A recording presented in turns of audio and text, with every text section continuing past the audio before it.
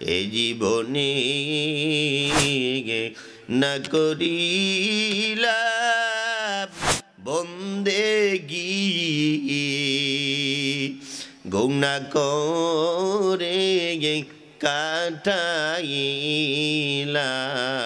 জিন্দেগি তওবা করে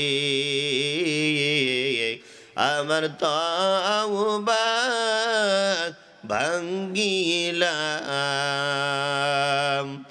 অবশেষে খাঁটি তওবা করিলাম তওবা করেছি আর তো গুনাহ করব না মাফ করে দেন মালিক মাওলা রব্বানা মাফ করে দেন মালিক মাওলা রব্বানা রব্বানা ইয়া রব্বানা ইয়া রব্বানা করলে তোমার মৌলে মেরে ফেরেশতাকে বারবার বিরক্ত করতেছেন। ফেরেশতা রাগ হয়ে বলতেছেন যে তোমার নামটাই তালিকার মধ্যে নেই। এ কথা শোনার সাথে সাথে মালিক বিন দিনার রহমাতুল্লাহ আলাইহি চিন্তা করলেন, আল্লাহ আমার নামটা যদি তালিকায় না থাকে, না জানি কোন নাফরমান, কোন বেঈমান, কোন গুনাহগারের তালিকার মধ্যে আছে। মালিক বিন দিনার রহমাতুল্লাহ আলাইহি কথাটা শুনতে দেরি সাথে সাথে ওখানে অজ্ঞান হয়ে যান। ওখান থেকে যখন জ্ঞান ফিরে আসেন, উঠে মসজিদে চলে গেলেন। এদিকে রহমতের ফেরেশতা আসমানে চলে যায়। মালিক বিন দিনার রহমাতুল্লাহি আলাইহি মসজিদের মধ্যে গিয়ে 2 রাকাত নামাজ আদায় করলেন। 2 রাকাত নামাজ আদায় কইরা আল্লাহর কাছে কান্নাকারি করেন, উহিব্বুস সালিহিনা ওয়ালাস্তু মিনহুম লাআল্লাল্লাহু ইয়ারযুকুনি সালাহা। এ জীবনে না করিলাম বন্দেগি গুনাহ করে কাটাইলাম জিন্দেগি। এ জীবনে না করিলাম বন্দেগি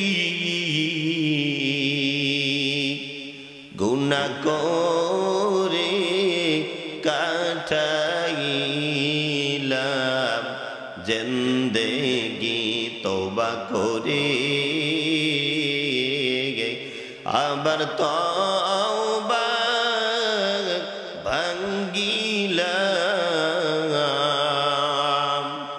অবশেষে খাঁটি তওবা করিলাম তওবা করেছি আর তো গুনাহ করব না মাফ করে দেন মালিক মাওলা রব্বানা মাফ করে দেন মালিক মাওলা রব্বানা। হযরত মালিক বিন দিনার রহমাতুল্লাহি আলাইহি কান্না করতে করতে ওখানে ঘুমিয়ে পড়লেন। হঠাৎ করে দেখলেন স্বপ্নের মধ্যে আল্লাহ পাকের ওই রহমতের ফেরেশতা ওইখানে হাজির। বলতেছেন, ও মালিক, আমরা তো ওখান থেকে আরশে আজিমের মধ্যে চলে গেলাম। আরশে আজিমের মধ্যে গিয়ে দেখলাম রে মালিক বিন দিনার, তোমার নামটা ও সময় আমাদের তালিকার মধ্যে ছিল না। আরশে আজিমের মধ্যে গিয়ে দেখলাম জান্নাতের মেহমানের তালিকার মধ্যে সর্বপ্রথম তোমার নামটা লেখা। জোরে বলুন না সুবহানাল্লাহ। মালিক বিন দিনার রহমাতুল্লাহি আলাইহি শুধু একটা চিন্তা, আমার নামটা এই তালিকার মধ্যে নাই। আল্লাহর বান্দারা চিন্তা করেন নামটা ভালো জায়গায় থাকার জন্য। আমিরুল মুমিনিন হযরত ওমর ফারুক রাদিয়াল্লাহু তাআলা আনহু একদিন হুযায়ফাকে জিজ্ঞেস করলেন, হুযায়ফা, আল্লাহু আকবার, আল্লাহু আকবার, যে আমি যদি মারা যাই, হুযায়ফা তুমি আমার জানাজা পড়বা কিনা? হযরত আমিরুল মুমিনিন খলিফাতুল মুসলিমিন হযরত ওমর রাদিয়াল্লাহু তাআলা আনহু তিনি আল্লাহু আকবার, আল্লাহু আকবার চিন্তা করলেন যে প্রথমবার যখন আল্লাহর পয়গম্বর দুনিয়া থেকে বিদায় হয়ে গেলেন, বিদায় হয়ে যাবার আগে হযরত হুযায়ফার কাছে একটা তালিকা দিয়ে গেলেন, লিস্ট দিয়ে গেলেন, মুনাফিকদের একটা লিস্ট দিয়ে গেলেন। ওমর ফারুক রাদিয়াল্লাহু তাআলা আনহু যিনি অর্ধেক পৃথিবীর বাদশা ছিলেন, ওমর হুযায়ফাকে বলতেছেন, ভাই হুযায়ফা, তোমার কাছে আল্লাহর পয়গম্বর যে একটা তালিকা লিস্ট দিয়ে গেছে, ওই তালিকাটা একটু আমাকে দেখাইবানি, আমার নামটা ওই তালিকার মধ্যে আসেনি, একটু জানতাম। হুযায়ফা বললেন, ভাই ওমর, আল্লাহর নবী এই তালিকা কাউকে দেখাতে নিষেধ করেছেন, আপনাকে দেখানো যাবে না। হযরত ওমর রাদিয়াল্লাহু তাআলা আনহু যিনি দুনিয়ায় থাকতে জান্নাতের সার্টিফিকেট পেয়েছেন, এমন ব্যক্তি এতটুক কথা শোনার সাথে সাথে কান্না শুরু করলেন। কারণ চিন্তা করলেন, হুযায়ফা যখন আমাকে ওই তালিকাটা দেখাচ্ছে না, মনে হয় আমার নামটা জানি এই তালিকার মধ্যে আছে, এই জন্য হুযায়ফা আমাকে এই তালিকা দেখাইতেছে না, আমার নামটা এই মুনাফিকের লিস্টের মধ্যে বোধহয় আছে। এই চিন্তায় ওমর কান্না শুরু করলেন। কান্দে কান্দে ওখান থেকে বের হয়ে গেলেন। আর একদিন গভীর রাত্রে, আল্লাহু আকবার, আল্লাহু আকবার, সন্ধ্যাবেলা বৃষ্টি পড়তেছে। হযরত ওমর বৃষ্টিতে ভিজতে ভিজতে হযরত হুযায়ফার বাড়িতে আসলেন, সালাম দিলেন। সালাম দেওয়ার পরে হুযায়ফা দরজা খুললেন। দরজা খোলার পর এবার হুযায়ফা হযরত ওমরকে দেখে অবাক হয়ে গেলেন, বুকের মধ্যে জড়াই ধরলেন আর বললেন, ভাই ওমর, এত রাত্রে কেন আসলা, কারণটা কি? ওমর বললেন, ভাই হুযায়ফা, আমি একটা জিনিস জানার জন্য আসছি। বলে কি? বলে হচ্ছে আমি যদি মারা যাই, দুনিয়ার থেকে বিদায় হয়ে যাই, আমার নামটা, আমার জানাজা তুমি আদায় করবে কিনা? হুযায়ফা চোখের পানি ছেড়ে দিলেন। হুযায়ফা কান্না শুরু করলেন আর ওমরকে বুকে জড়াই ধরলেন। বললেন, ভাই ওমর, আল্লাহর নবী ঘোষণা, যদি কেউ দুনিয়ার মধ্যে নবীর পরে নবী আসতো, তাহলে আল্লাহ আপনাকে নবী হিসাবে পাঠাতেন। এ ভাই ওমর, আমি আপনার জানাজা পড়বো না, তাহলে কার জানাজা পড়ব? ওমর কথা শুনে খুশি হয়ে গেলেন। বললেন, ভাই ওমর, ভাই হুযায়ফা, আমি এটার উপর নিশ্চিত, কারণ যে আল্লাহর পয়গম্বর আপনার কাছে যে একটা মুনাফিকের তালিকা দিয়ে গেলেন, ওই তালিকার মধ্যে আমি ওমরের নামটা নাই। কিন্তু ভাই হুযায়ফা, দুনিয়ায় যতদিন থাকবো ততদিন কান্না করতে হবে, কান্না করে করে দুনিয়ার থেকে যাইতে হবে। কারণ হুযায়ফা, আল্লাহ পাক যদি সাধারণ একটা ক্ষুদ্রতম জিনিস নিয়ে কিয়ামতের দিন আমাকে সওয়াল করে, আমি ওই সওয়ালের কোনো উত্তর দিতে পারবো না। যতদিন দুনিয়ার মধ্যে থাকবো ততদিন পর্যন্ত কান্না করতে করতে দুনিয়া থেকে বিদায় হতে হবে। আমার বাবারা, যুবক, আমার মায়েরা, যিনি অর্ধেক পৃথিবীর বাদশা ছিল, তেনাদের কত চিন্তা কবরে। যারা দুনিয়ায় থাকতে জান্নাতের খুশখবরই পেয়েছেন, তাদের যদি এই চিন্তা থাকে, আপনার আমার কত চিন্তা করা দরকার ছিল। এখন তো দিন আমরা সস্তা পেয়েছি, এই জন্য দিনের কোনো মূল্যায়ন নেই আমাদের কাছে। মুসলমান যে কত দামি, মুসলমান এটাও বোঝে না। এই দিনের জন্য সাহাবায়ে কেরাম স্ত্রী বিধবা করেছেন, ঠিক কিনা? আল্লাহর পয়গম্বর দন্দন মোবারক শহীদ করেছেন। যেখানে সর্বপ্রথম কোরআন নাযিল হয় জাবালে নূর, গারে হেরা। আপনাদের দোয়ায় আলহামদুলিল্লাহ আমি কিছুদিন আগে ওখান থেকে আসছি। গারে হেরায় আশা ছিল উঠার, এবার গিয়ে ওখানে উঠছি। উঠতে 2 ঘন্টা সময় লাগছে। গারে হেরায় উঠতে কয় ঘন্টা? যারা বয়স্ক এদের জন্য আরো বেশি লাগে। 2 ঘন্টা সময় লাগছে, 12 বোতল পানি শেষ। আসার পথে আর পানি নেই। উপরে উঠে ওখানে 2 রাকাত নামাজ আদায় করলাম, শুকরিয়া তার, আল্লাহ পাক উঠাইছে। আবার নিচে নামতে হয়, প্রায় 30 ফুটের মতন নিচে। নিচে নেমে আবার ডাইনে, ওখানে 2টা পাহাড় পাথর আছে, এভাবে এতটুকু ফাঁক, কোন মানুষ সোজা যাইতে পারবো না। কিন্তু যত মোটা শক্তিশালী মানুষ হোক, শরীর মোটা হোক, ওখানে ঢুকলে সে অটোমেটিক ওখান থেকে পার হয়ে যায়। সুবহানাল্লাহ। এভাবে কাঁধ হয়ে ওখানে যেতে হয়। এরপরে সিরিয়াল, অনেক কষ্ট। আমরা দুপুর বেলা গেলাম, তখন 3টা বাজে, ও সময় একটু ভিড় কম থাকে। গিয়া ওখানে ঢুকলাম একেবারে ভিতরে, গারে হেরায়, যেখানে আল্লাহর পয়গম্বর যেই গারে হেরার মধ্যে ছিলেন জাবালে নূর, ওখানে সর্বপ্রথম কোরআন নাযিল হয়। ইকরা বিসমি রাব্বিকাল্লাযী খলাক, খলাকাল ইনসানা মিন আলাক, ইকরা ওয়া রাব্বুকাল আকরাম, আল্লাযী আল্লামা বিল কলম, আল্লামাল ইনসানা মা লাম ইয়ালাম। আল্লাহু আকবার।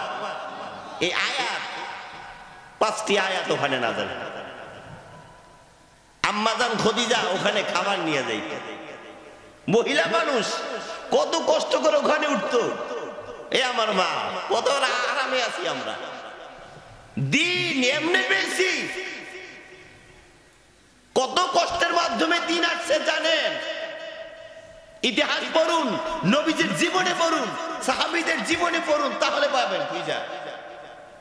এখন তো সকাল হইলি মোবাইল, বাচ্চাদের হাতে মোবাইল, যুবকদের হাতে মোবাইল, সব জায়গা মোবাইল। আজকে বাচ্চাকে মোবাইল দিয়ে কান্না থামাইতেছি, আর এই মোবাইলের কারণে একদিন মনে রাখবেন মা বাবারা কাঁদতে হবে। অনেকে কাঁদতেছেন মোবাইলের জন্য, কান্না করতেছে, মোবাইল দিয়ে দেন, কান্না বন্ধ করেন। কে জিকিরটা আসে না? আল্লাহর নামটা আসে না? রাসূলের দুরূদটা আসে না? ইহুদিদের চক্রান্ত, এই মোবাইল দিলে এই যুবকদের ঈমান নষ্ট হয়ে যাবে। যুবকদেরকে যে কোনো কাজে ওরা ব্যবহার করতে পারবো। বুঝেন কিছু যুবক, বুঝো, তোমার আমার ঈমানকে জব দিতেছে কাফেররা, মুশরিকরা।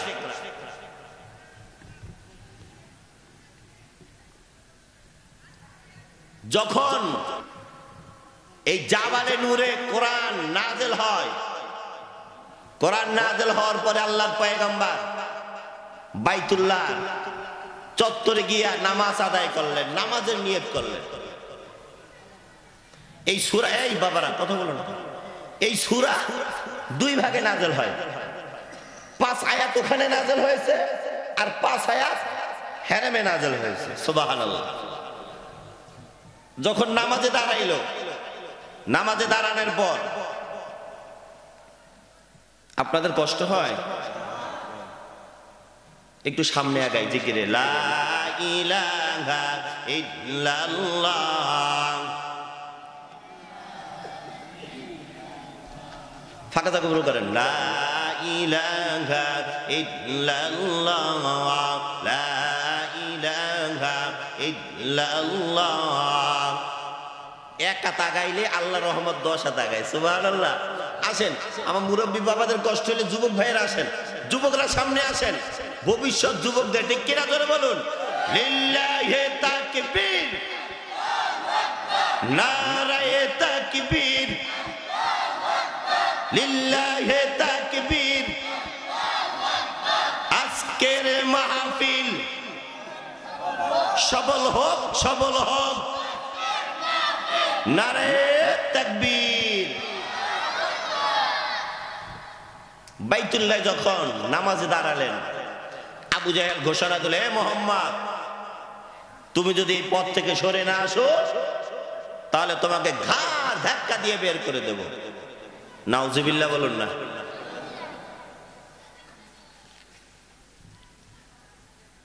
একদিন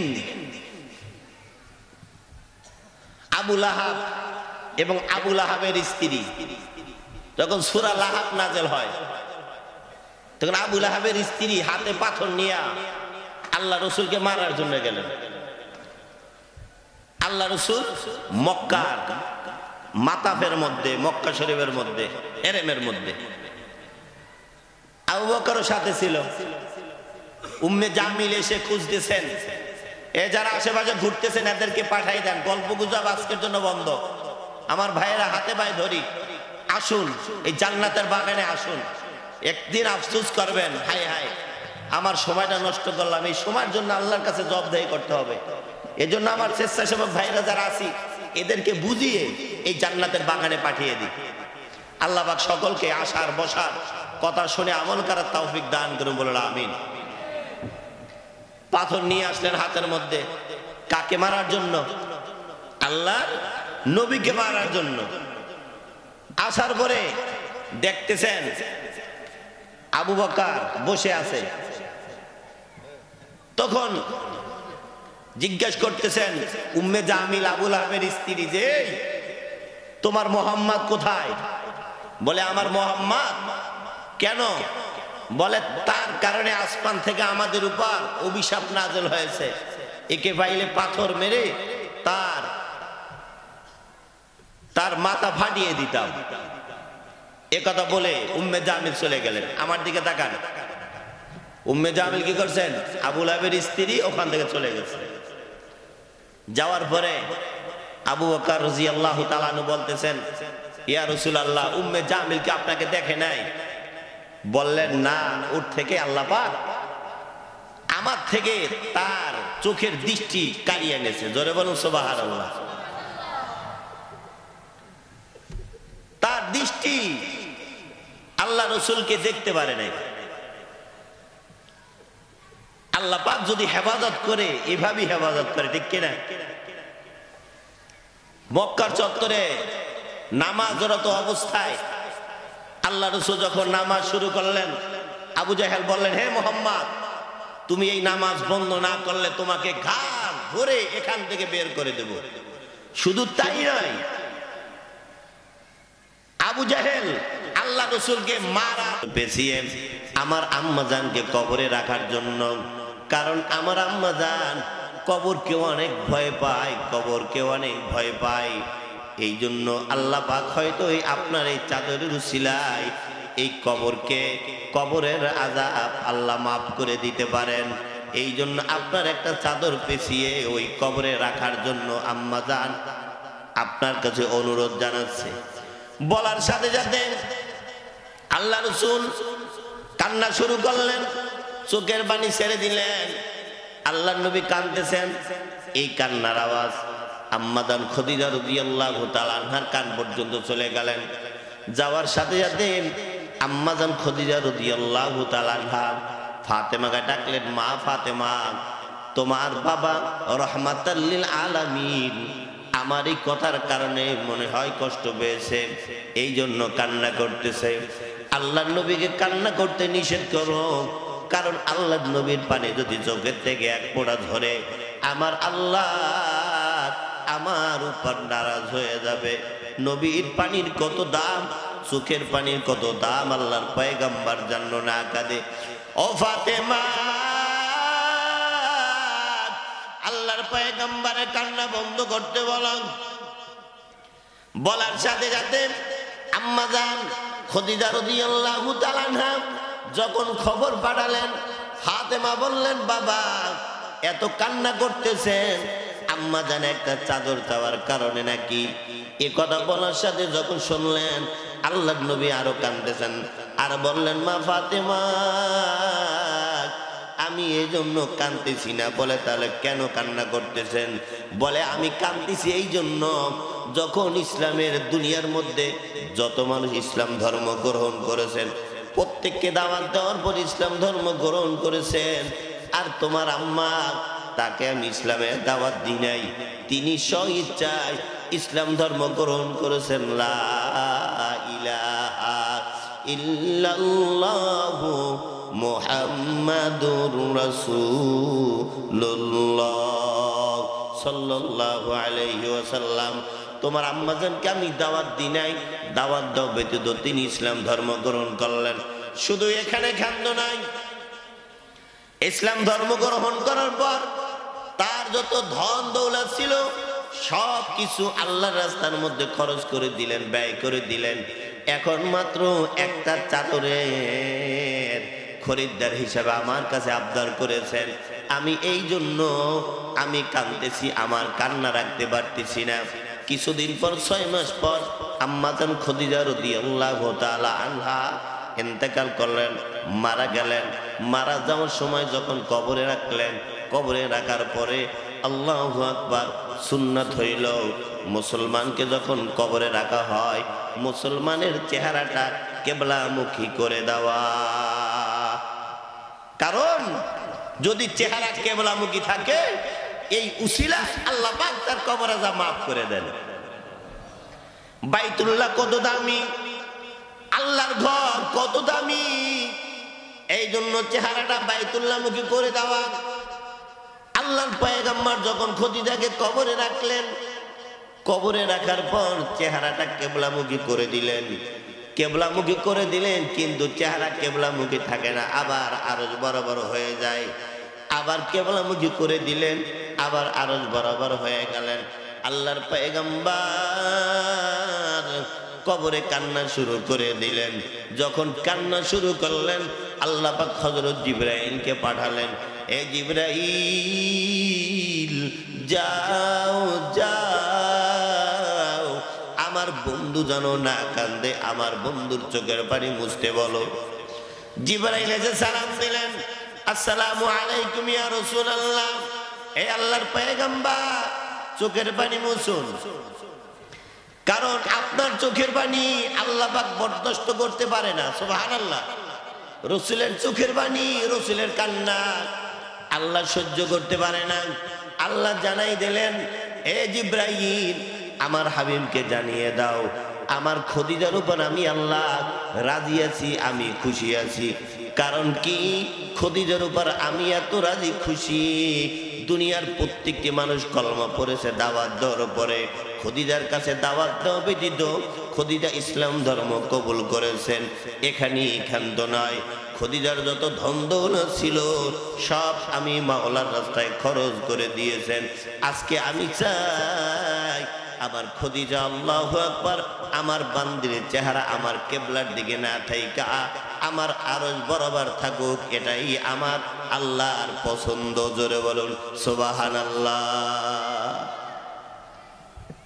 এই আম্মা জান খাদিজা রাদিয়াল্লাহু তাআলা আনহা কত কষ্ট করেছেন, ওই গারে হেরায় ওখানে গিয়া রাসূলকে খানা দিয়ে আসতে। মক্কার কাফেররা এখানে ক্ষান্ত নাই, রাসূলকে কষ্ট দিতে দিতে শেষকালে রাসূল এখান থেকে হিজরত করলেন, গারে সুরে গেলেন। গারে সুর ওখান থেকেও প্রায় উঠতে 2-3 ঘন্টা সময় লাগে, ওখানে রাস্তা নাই। গারে হেরায় সরকার রাস্তা করে দিচ্ছেন, হাজী সাহেবরা যারা গেছেন দেখছেন। তাইফে গেলেন, তাইফের মধ্যে বিশাল বড় পাথর রাসূলকে মারার জন্য রেখেছে, ছোট্ট একটা পাথর ওটাকে আটকে রাখছে। সুবহানাল্লাহ। না বুঝি আমারে পাথর না চিনিয়া আমাকে দয়া করো ক্ষমা করো মিনিতিও তোমাকে ওদের মারিলে তোমায় কে ডাকিবেন আল্লাহ মদিনার বুলবুল নবী রাসূলুল্লাহ মদিনার বুলবুল নবী রাসূলুল্লাহ পাঠালেন খুশি হয় নিজে মাবুদ আল্লাহ ওই হেদায়েত বাণী শুনে খেপিল তায়েফে গণ নবীকে পাথর মেরে করিল জাহিরি খুন মারে পাথর নাকি মুখে না মানিয়া আল্লাহ সহিতে না পেরে নবী বলিল্লাহ মদিনার বুলবুল নবী রাসূলুল্লাহ পাঠালেন খুশি হয় নিজে মাবুদ আল্লাহ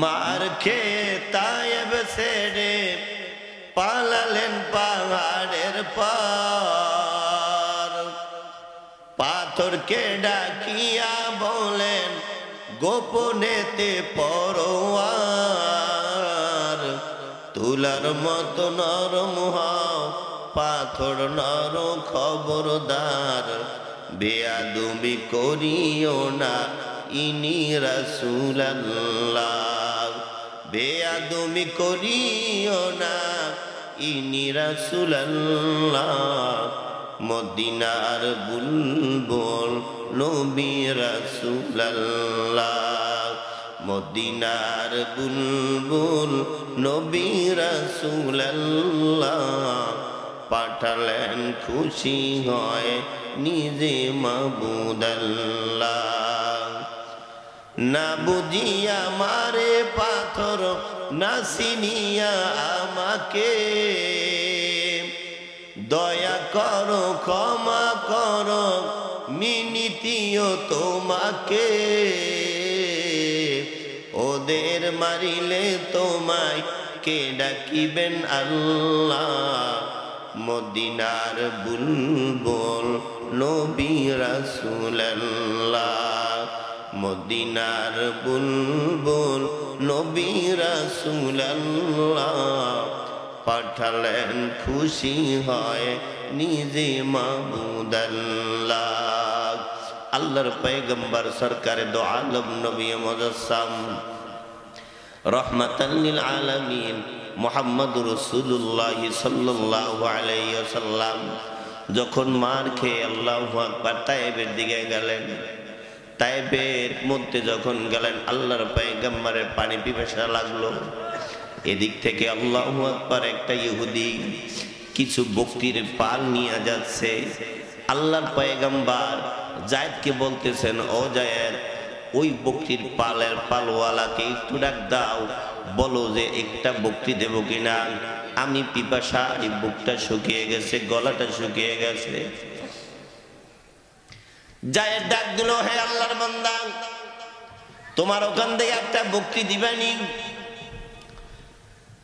ওই ইহুদি জবাব দিল আমার বকরি দিয়া কি করবা বলে মুহাম্মদ একটু দুধ পান করব বলে বকরি তো এখনো গাবি হয় নাই বাচ্চাও দেয় নাই এর থেকে কিভাবে দুধ পান করব বললেন আল্লাহর পয়গম্বরের কাছে যায় এসে বলল ইয়া রাসূলুল্লাহ ইহুদি বলতেছে বকরি এখনো কোনো কি হয় নাই গাবি হয় নাই বাচ্চাও দেয় নাই এর থেকে দুধ খাওয়া তো সম্ভব না আল্লাহর নবী যায়েদকে বললেন যায়েদ তুমি যাও ইহুদিকে বলো বকরিটা দিতে দুধ দেওয়ার মালিক জোরে বলুন কে ইহুদি গিয়ে ইহুদির কাছে যায়েদ গিয়ে বললেন এ আল্লাহর বান্দা তোমার বকরিটা দাও দুধ দেওয়ার মালিক আল্লাহ ইহুদি বলল এই বকরির থেকে যদি দুধ বের করতে না পারে মুহাম্মাদের পিঠের চাপ আমি তুলে ফেলবো বলতে দেরি, তারপরও বকরিটা ওখান থেকে নিয়ে আসলেন। যখন ইহুদি অনুমতি দিলেন বকরিকে, আল্লাহর পয়গম্বর বকরিকে ইশারা দিলেন। ইশারা দিতে দেরি বকরি দৌড় দিয়ে আল্লাহর নবীর কাছে হাজির হয়ে গেলেন। ইহুদি চিন্তা করলেন, আমি বকরির মালিক, জীবনে কোনোদিন আমার ডাকে বকরি এরকম দৌড় দেয় নাই, আসে না। কেমন মানুষ যার কথায় বকরি দৌড়ে গিয়া তার সামনে হাজির হইল। আল্লাহর পয়গম্বর বকরির কাঁধের মধ্যে হাত বসিয়ে দিলেন আর কানে কানে বলতে, ও বকরি, দুনিয়ার সমস্ত মানুষ আমার দুশ্মন। এ বকরি, গলা শুকিয়ে গেছে, আমাকে একটু সুযোগ দাও, তোমার ওলান থেকে আমি একটু দুধ পান করে আমার কলিজাটা ঠান্ডা করব। বকরি অনুমতি পেয়ে আল্লাহ পাকের কাছে প্রার্থনা করেন, আল্লাহ, তোমার পয়গম্বরের খেদমত করার জন্য আমাকে একটু সুযোগ দাও। ও মালিক, যার জন্য তুমি আসমান জমিন বানাইলা, আয় আল্লাহ, আজকে তার এই অবস্থা গো আল্লাহ। ও মালিক, আমাকে একটু সুযোগ দাও তোমার পয়গম্বরের খেদমত করার জন্য। বলতে দেরি আল্লাহর পয়গম্বর যখন বকরির ওলানের মধ্যে হাত দিলেন, বিসমিল্লাহির রহমানির রহিম, ওলানের মধ্যে যখন হাত দিলেন, হাত দেওয়ার সাথে সাথে বকরির ওলানের মধ্যে দুধ এসে গেল। আল্লাহর নবী দুধ পান করলেন। দুধ পান করে আল্লাহর পয়গম্বর কলিজা নিবারণ করলেন, পিপাসা নিবারণ করলেন। এ মুসলমান, এ যুবক, একটা বকরি পর্যন্ত আল্লাহর পয়গম্বরকে চিনল। ওরে মা, আল্লাহু আকবার, একটা পশু পর্যন্ত আল্লাহর নবীকে চিনল। আমরা আশরাফুল মাখলুকাত মানুষ হয়ে আল্লাহর পয়গম্বরকে চিনতে পারলাম না। ওরে যুবক, আল্লাহর নবীকে এখনো পর্যন্ত চিনতে পারলাম না। যদি চিনতে পারতাম তাহলে নবীর সিনা মোবারকের মধ্যে প্রতিদিন সপ্তাহের পর সপ্তাহ বেলেট লাগাইতে পারতাম না। বললেন, হুজুর, নবীর সিনায় কিভাবে আমরা বেলেট লাগাইতেছি? আল্লাহু আকবার, যখন বান্দা যখন সিনা মোবারকের মধ্যে নবীর কিভাবে খুর দিয়ে আঘাত করে, যখন সেলুনে গিয়া মুখের মধ্যে দাড়ির মধ্যে আঘাত করে নিজের দাড়ি কামায়, আল্লাহ নবী বলেন, ওই খুরের পোষটা আমি নবীর সিনার মধ্যে আইসা পড়ে। কেমন নবী! এখনো পর্যন্ত রওজায় জিন্দা আমাদের নবী, মদিনার মধ্যে জিন্দা নবী, ঠিক কিনা? আইরে নবীর আশিকেরা, আইরে নবীর প্রেমিকেরা, আইরে ছুটে আয়, সবাই মিলে দয়াল নবীজির জিয়ারাতে যাই, চলো জিয়ারাতে যাই। আইরে নবীর আশিকেরা, আইরে নবীর প্রেমিকেরা, আইরে ছুটে আয়, সবাই মিলে দয়াল নবীজির জিয়ারাতে যাই, চলো জিয়ারাতে যাই। আখি জরে পানি পড়ে, বাইতুল্লাহর কথা মনে পড়ে। আল্লাহ, ধনে যদি ধনী হইতাম, যাইতাম সোনার মদিনায়, ওই সোনার মদিনায়। আল্লাহ, প্রাণের মদিনায়, ওই সোনার মদিনায়। আল্লাহ, প্রাণের মদিনায়। আইরে নবীর আশিকেরা, আইরে নবীর প্রেমিকেরা, আই রে ছুটে আয় সবাই মিলে দয়াল নবীজির জিয়ারতে যাই চলো জিয়ারতে যাই। আল্লাহর পয়গম্বর এখন পর্যন্ত মদিনায় জিন্দা। হাজী সাহেবরা যখন মদিনায় গিয়া সালাম পেশ করে রওজার মধ্যে, আসসালাতু ওয়াসসালামু আলাইকা রাসূলুল্লাহ, আসসালাতু ওয়াসসালামু আলাইকা হাবিবাল্লাহ, আসসালাতু ওয়াসসালামু আলাইকা শাফিল মুজনাবিন, আসসালাতু ওয়াসসালামু আলাইকা ইয়া রাহমাতাল লিল আলামিন। যখন নবী রওজার মধ্যে সালাম দেয়, আল্লাহ নবী বলেন, যখন ওই সালামটা আমার রওজার মধ্যে পেশ করে, আমি নবী স্বয়ং নিজের কানে শুনি। শুধু এতটুকু নয়, আমি নবী নিজের জবান মোবারক দিয়া ওই সালামের উত্তর গ্রহণ করি। জোরে বলুন সুবহানাল্লাহ। নবীর আশিকিনদের কত দাম। ইমাম জাফর রহমাতুল্লাহি আলাইহি তিনি বাইতুল্লাহ তওয়াফ করতেছিলেন। তওয়াফ করার সময় শুধু নবীর উপর দুরূদ পাঠ করতেছে, কারণ নবীর নামে যদি কেউ উমরা করতে হয় তওয়াফ সময় দুরূদ পাঠ করতে হয়। দুরূদ পাঠ করতে করতে আল্লাহু আকবার, পিছনে দেখলেন একটা শিয়া ঘুরতেছেন আর মনে মনে ক্ষিপ্ত হচ্ছে, কারণ তারা বিশ্বাস করে যে আলী হলো তাদের নবী।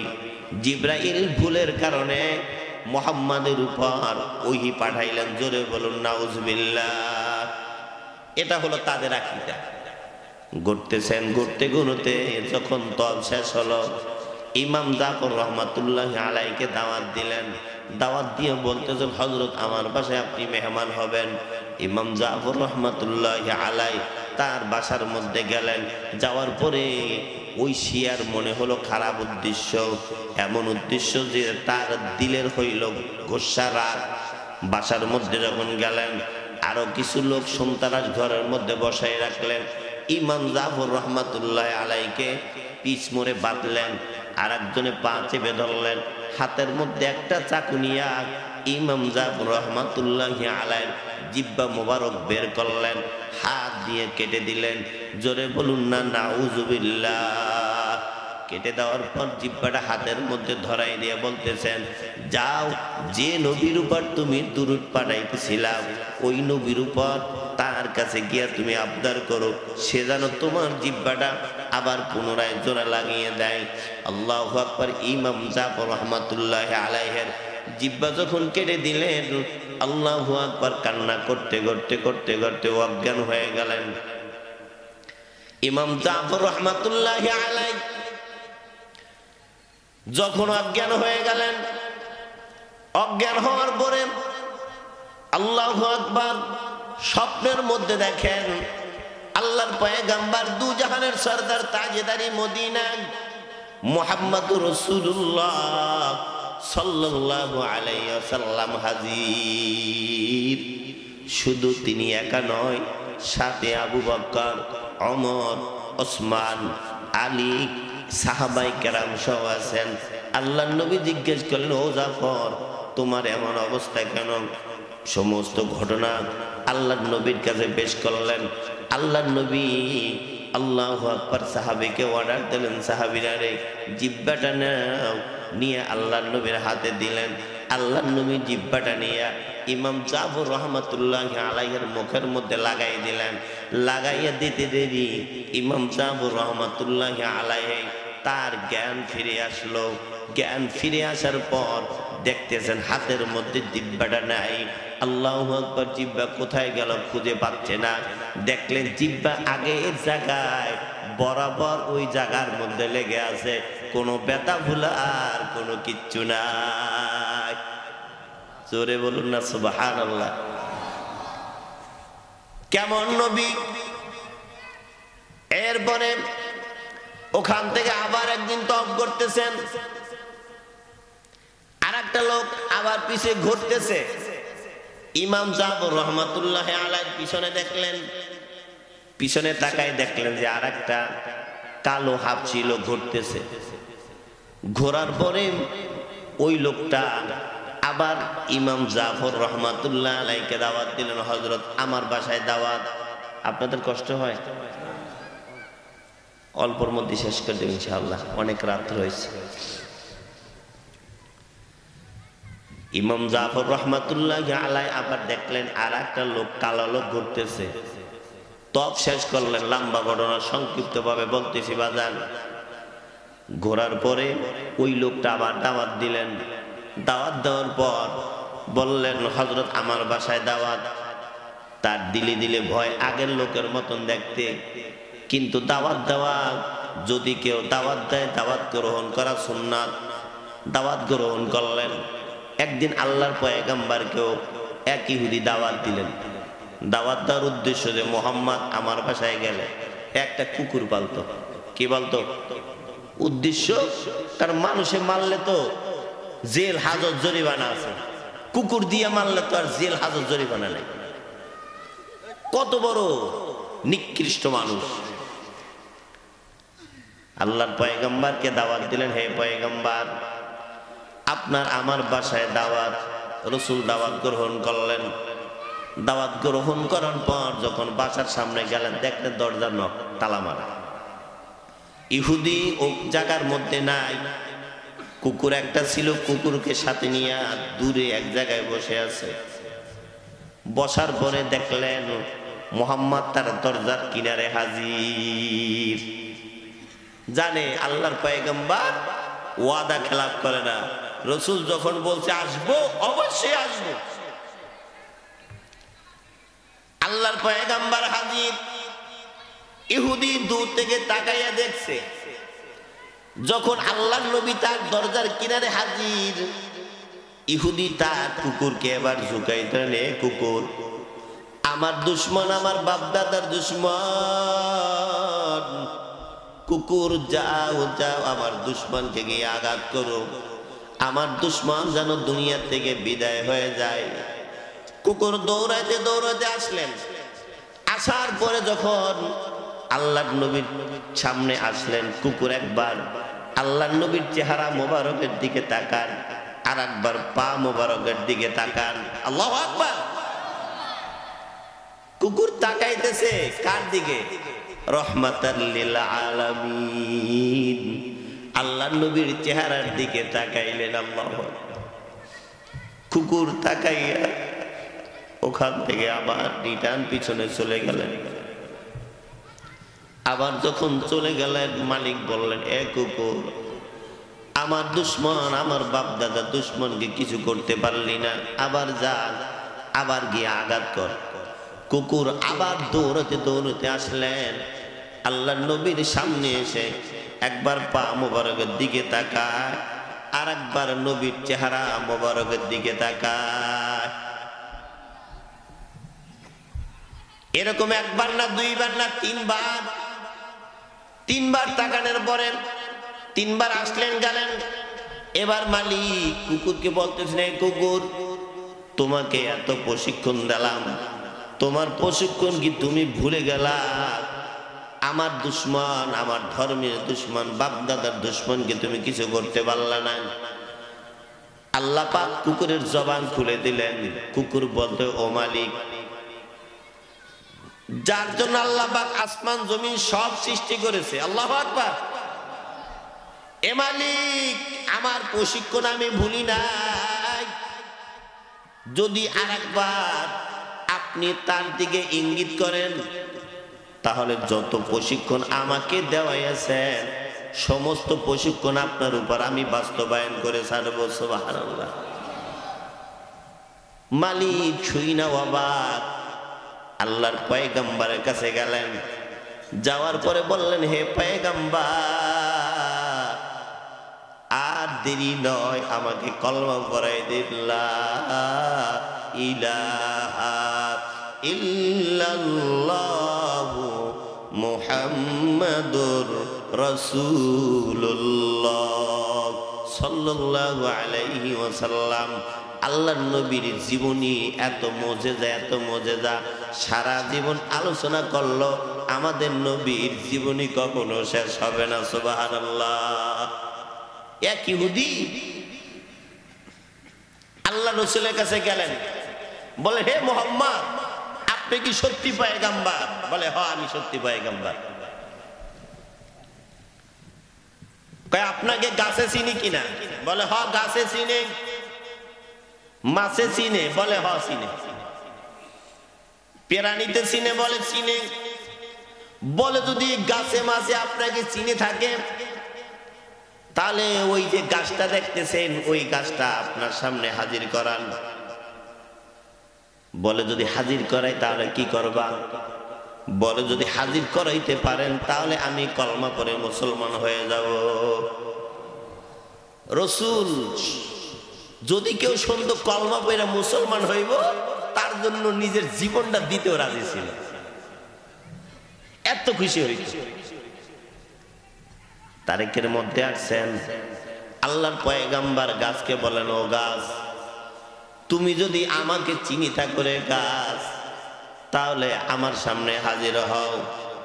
কিতাবে লেখেন, যখন আল্লাহর নবী শাহাদাত আঙ্গুল দিয়ে ইশারা করলেন, গাছ নরম ভদ্র কমল ভাবে মাথাটা ঝুঁকিয়ে আল্লাহর নবীর সামনে গাছটা হাজির হয়ে গেলেন। এত আস্তে রাসূলের এই ভালোবাসা আপনাদের অন্তরে, আরো জোরে বলুন সুবহানাল্লাহ। এই আওয়াজ আরশ আজিম পর্যন্ত পৌঁছায় যায়। এই রাসূলের জীবনে আলোচনা ফেরেশতারা রওজা মোবারকে পৌঁছাইতে থাকে।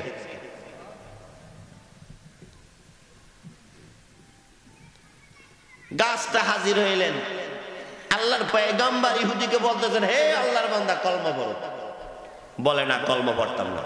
তুমি না বললা কলমা পড়বা? বলে আরো শর্ত আছে। বলে কি শর্ত? বলে আগে গাছের আগে কলমা পড়া।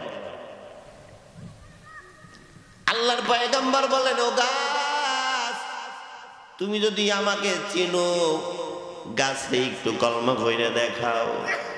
কিতাবের মধ্যে লেখেন, গাছের আগাত থেকে গোড়া পর্যন্ত প্রত্যেকটি পাতায় পাতায় কলমা পড়লেন, লা ইলাহা ইল্লাল্লাহু মুহাম্মাদুর রাসূলুল্লাহ সাল্লাল্লাহু আলাইহি ওয়াসাল্লাম কলমা পড়লেন।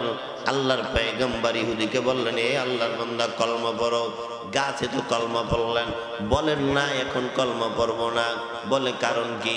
বলে গাছটা যেখান থেকে আনছেন ওই জায়গার মধ্যে আবার গাছটাকে পাঠাই দেন। আল্লাহর পয়গম্বর বলল, গাছ, তুমি যদি আমাকে চিন্তা করে গাছ, তাহলে যেখান থেকে আসছো আবার ওই জায়গার মধ্যে আবার চলে যাও। কিতাবের মধ্যে লেখেন, আল্লাহর নবী হুকুম দিতে দেরি, গাছটা জায়গার মধ্যে যাইতে দেরি করে নাই। গাছটা ওখানে চলে গেলেন। এবার ইহুদি আল্লাহু আকবার নিজে কল্পনা করতে করতে অজ্ঞান হয়ে গেলেন। গাছের কাছে গেলেন, দেখলেন গাছটা আল্লাহর নবীর সামনে যেভাবে কলমা পড়েছেন, যতবার যায় ততবার দেখেন গাছটা কলমা পড়লেন, লা ইলাহা ইল্লাল্লাহু মুহাম্মাদুর রাসূলুল্লাহ সাল্লাল্লাহু আলাইহি ওয়াসাল্লাম।